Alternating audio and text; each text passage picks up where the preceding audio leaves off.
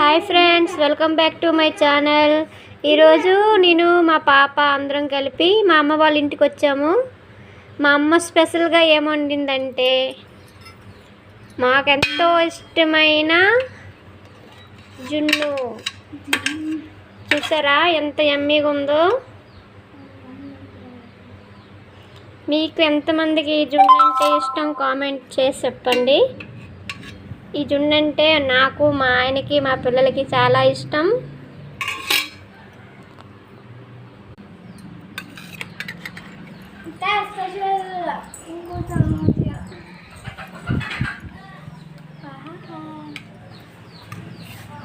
అమ్మ నీకోసం అమ్మమ్మ జున్ను చేసింది, టేస్ట్ చేసి చెప్పు ఎలా ఉందో.